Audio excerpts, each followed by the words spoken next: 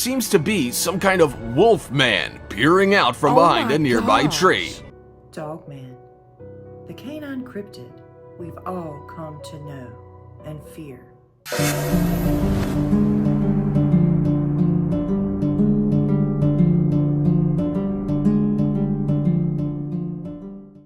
Hey everyone, welcome back to another Brookestirr Watches. Today, we're going to be taking a look at 5 werewolf/dogmen and women from Maine. Don't forget to hit that like button, share, subscribe, and hit that notification bell. I do upload these videos very often. Also, make sure you check out all the links in the description box below. That's where I cite all of my sources. Now, without further ado, let's go ahead and take a walk into the forest.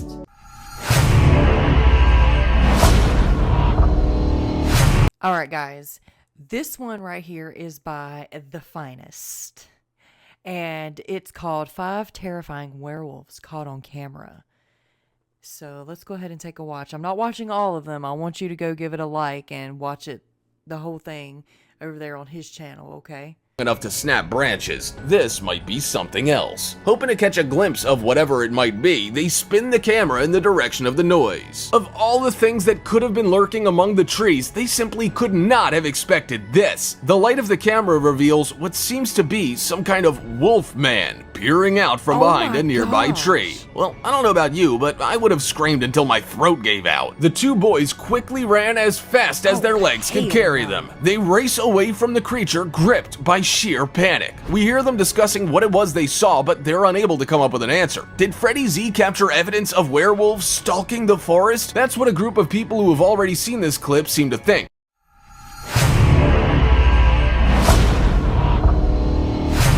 Right here is called 5 Werewolves from Real Life, and this one's by the Top Man 2.0. So please, out of respect for all these people, go give them a like, as well as like my video, okay? It's well appreciated, and it really helps our algorithms, okay? I know it's so silly, but it's free. It takes like 0.2 milliseconds to hit that like button, so why not? The strange werewolf woman. Women in Generally, when we think of werewolves, we almost never consider the possibility of a woman being a lycanthrope. However, there are some documented cases in history that seem to contradict this misconception. The name of one of the most intriguing and controversial werewolves in the world is Claudia Gaylord, the Werewolf of Burgundy. Her case is full of unknowns and enigmas. It's said that this aristocrat attacked her victims, who were seduced by her beauty. Although she didn't intend to arouse any apparent passion, the men followed her into a forest, and some secret admirers who spied on her nocturnal strolls turned up dead. There were more than 12 men who shared this dismal end. They were of all colors and from different social backgrounds, but they all shared the same obsession with Claudia Gaylord. However, the intriguing witch hunter, Henry Bouguet, followed her case, and after several investigations, he met some witnesses who claimed to have seen the transformation process of this woman, who still looked human, fired a strange body full of dark fur, a tail, and a jaw with sharp teeth. Claudia was brought to trial. The court elevated her case, and she was then sentenced to torture. Of course, her case is highly controversial, and it is believed that her judges sentenced her without a solid reason. Nevertheless, Claudia was burned at the stake. She never cried out or shed a single tear before her merciless tormentors.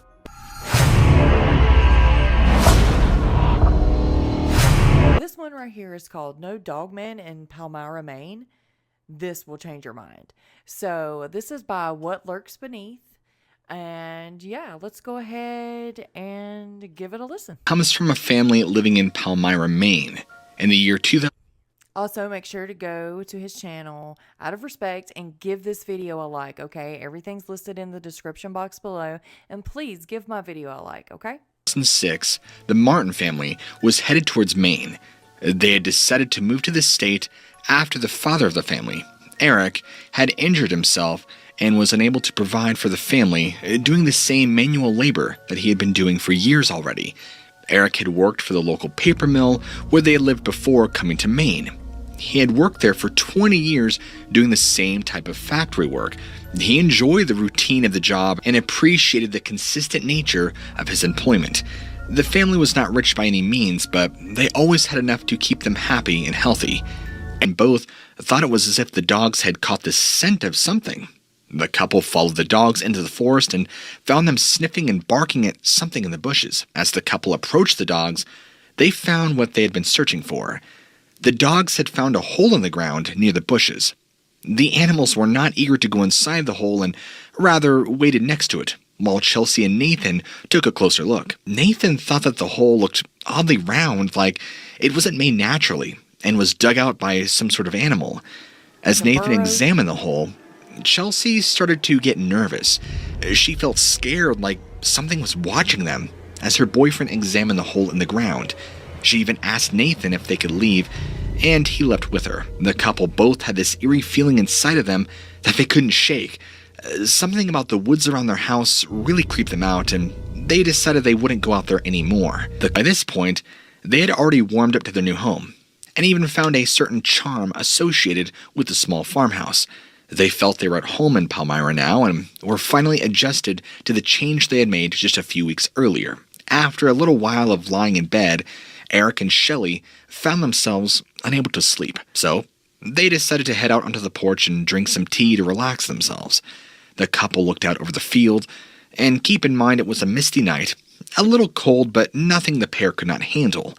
They sat out on the porch and enjoyed the scenery around them and each other's company, drinking their tea and talking about whatever had crossed their minds. They enjoyed this time together and were happy to get some alone time as a couple.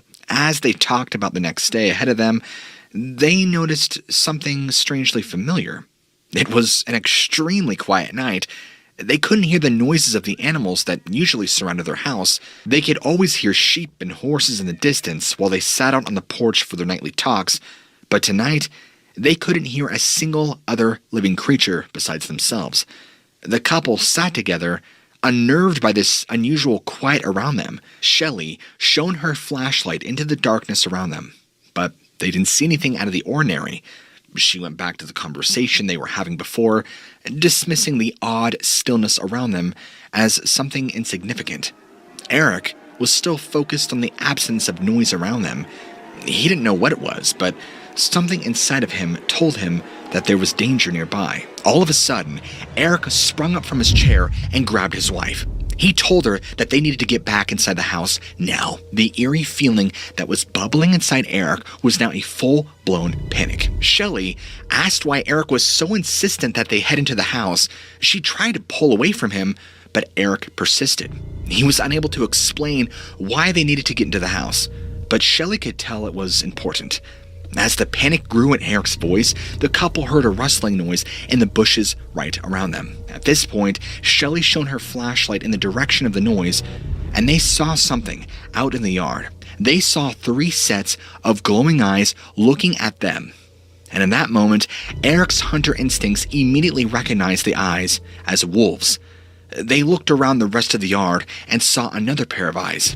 The Martin family was now surrounded by a pack of ravenous wolves, and they did not know what to do. The fear inside the couple was reaching a boiling point. Sherry was no longer determined to stay out of the porch, and the couple ran back indoors, locking the door behind them.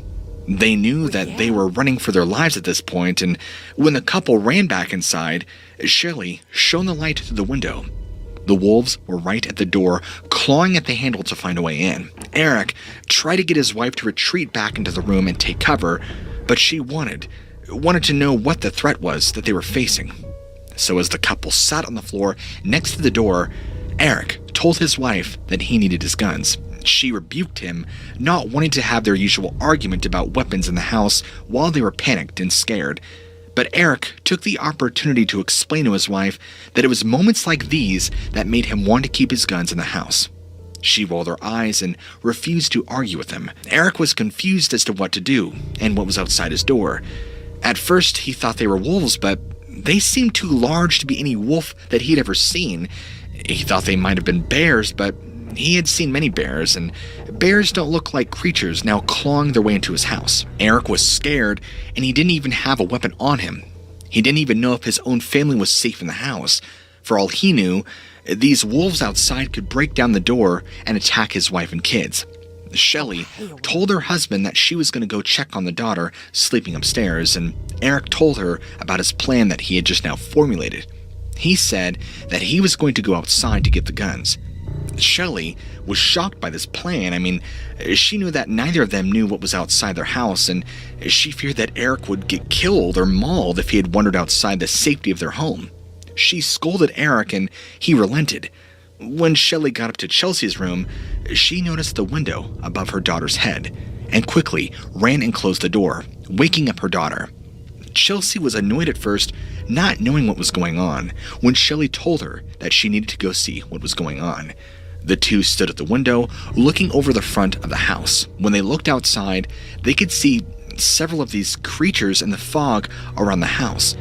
Chelsea was not interested in these things. However, she thought that they looked like any other wolf she had seen, and she was eager to get back to bed. She told her mother to let her know what happened when she woke up the next morning and went right back to sleep. Shelley was shocked. I mean, she couldn't believe that her daughter had such a small reaction to what had seemed to her to be an unexplainable event. Shelley had kept watching the creatures through Chelsea's window, and while Shelley was observing the creatures, she noticed them all in a group sort of in a distance away from the house. As she looked at the creatures, one of them stood up on its hind legs. The creature that Shelley was looking at was massive. It looked to be about 7 feet tall and seemed to be pretty comfortable walking bipedally. The creature stared at Shelley through the window, and Shelley just felt chills running down her spine. If Shelley wasn't convinced that her family was in danger before, she was sure now.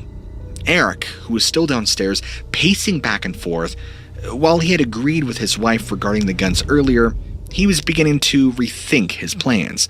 He needed to protect his family, and to him, the only way to do that was if he was heavily armed. Go see the rest of that video. Definitely go over to What Lurks Beneath. Give him a like. Listen to the rest of the story. You will not want to miss that. I promise you.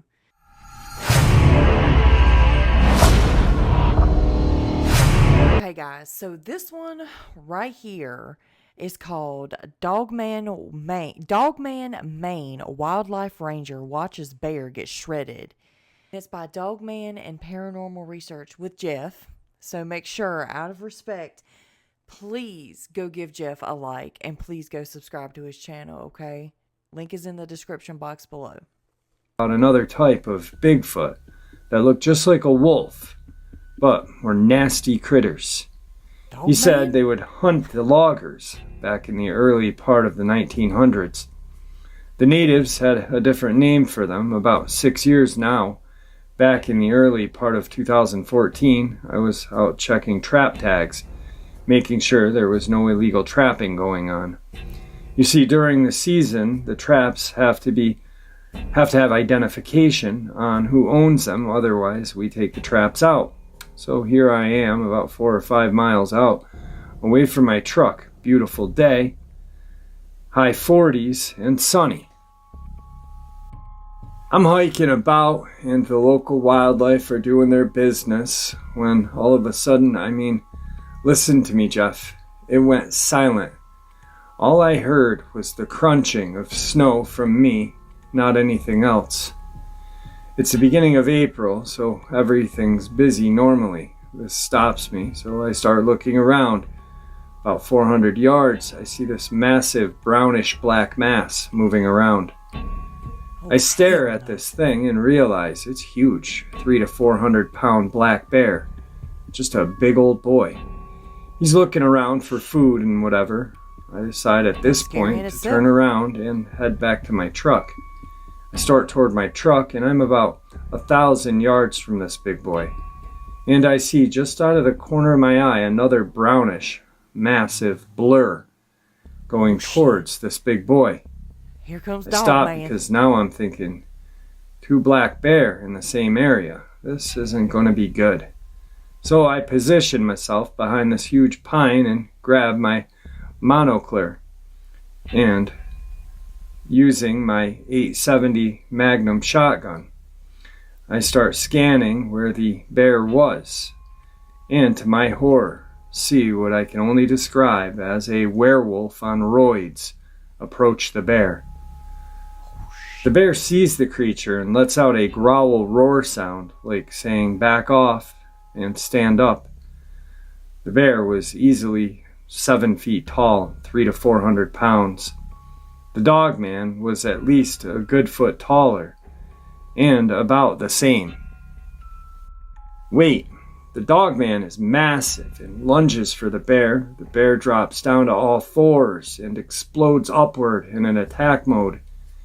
These two beasts are tearing into each other, biting and wrestling around.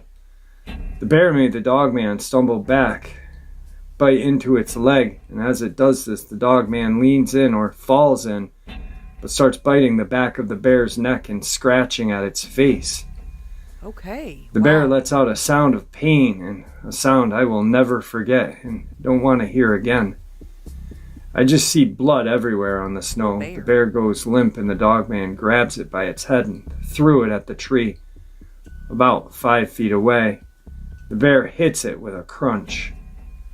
Seconds after, the Dogman's licking its leg where the bear had bit into it, and stops and starts smelling the air and turns its head, and it sets in my direction.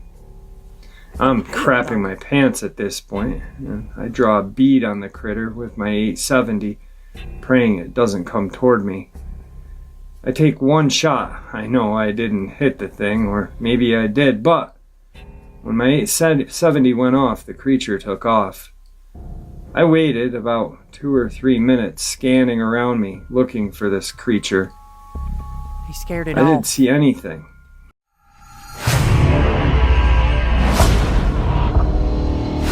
Let me introduce you to Kenny. Okay, he is a field investigator. He's very serious about this, and I always take people serious that are very serious about it. Now, I've had a lot of people email me that weren't so serious, and but you know, there are some people. I'm still waiting on other people's emails, by the way.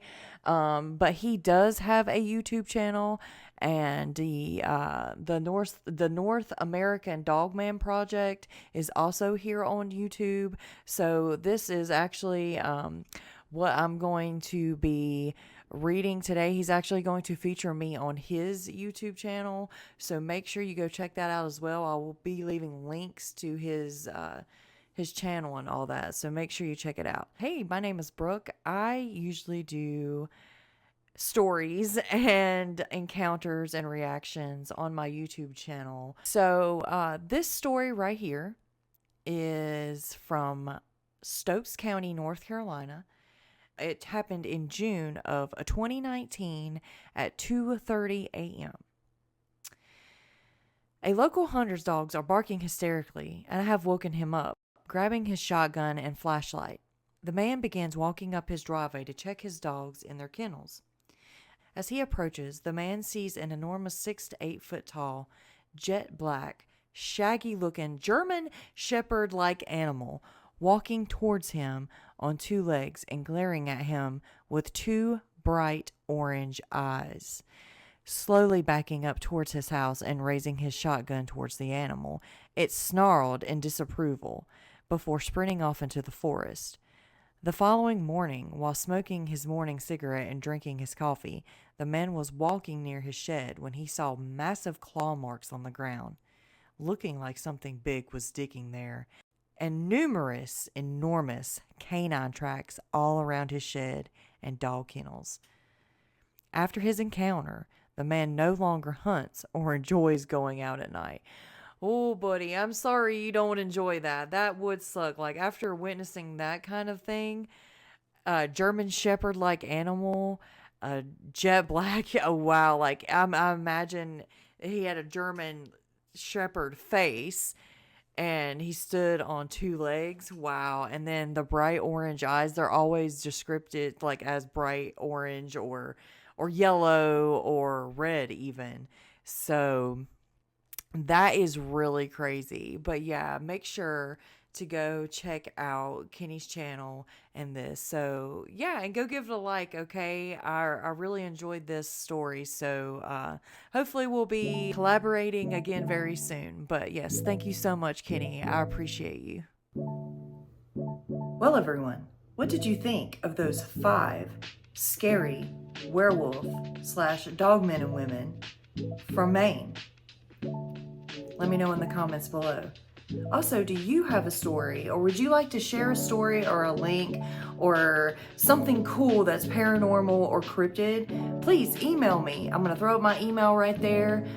You can send me stories, links, videos, anything that's cool and creepy that you would like me to share on the channel. Please don't forget to hit that like button. I know it's so silly. It helps the algorithm with all of us YouTubers. So please hit that like button, okay? All right, guys, until the next time. Bye.